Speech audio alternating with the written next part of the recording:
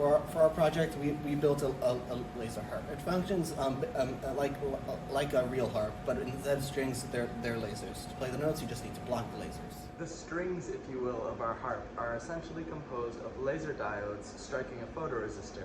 When the photoresistor is no longer being struck, or when we play the string by breaking the light, the resistance increases.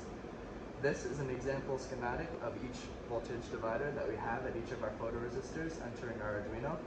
Once covered, our Arduino, using our code, reads this difference in voltage and thus represents a note being played using a MIDI sound. Throughout our design, we made heavy use of the principle of iteration.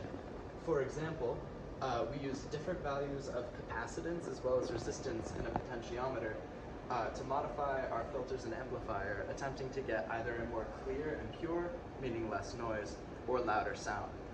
Additionally, we were unsure of the amount of resistance to use in our drum and button array, as well as what voltage would give us the most repeatable value of light from our diodes. Returning to our voltage divider circuit, if we look here, we actually used iteration multiple times with a 100 ohm resistor to determine which resistance would give us the greatest gap between the covered and uncovered voltage entering our Arduino from our photoresistor.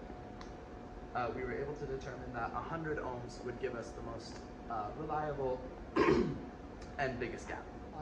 In our laser harp, we incorporated an amplifier and a filter because one, the sound alone, the sound that comes out of the chip itself is too quiet. So we need an amplifier to make it audible, and we used two different kinds of amplifiers.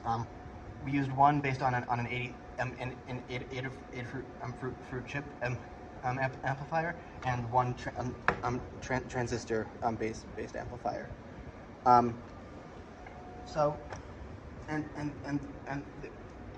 This amplifier is connected to the speaker system that was designed to maximize the acoustics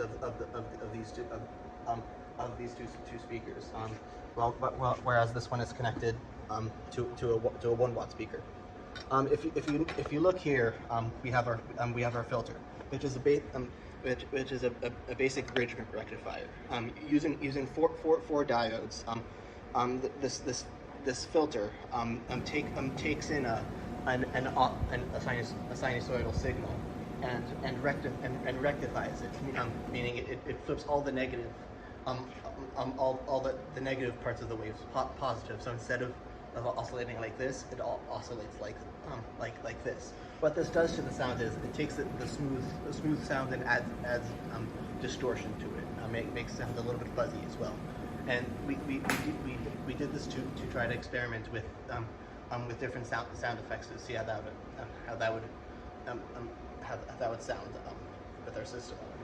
We didn't build the entire thing first to test. We started with smaller scale experiments. For example, we did one. We started with one photoresistor setup to see if we to test how covering it would change resistance.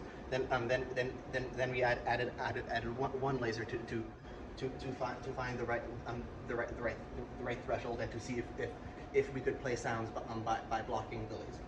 And once we proved that would work, then we scaled up, and we did this with each component. With our amp and filter, we started by just inputting a sinusoidal wave using a signal generator and using the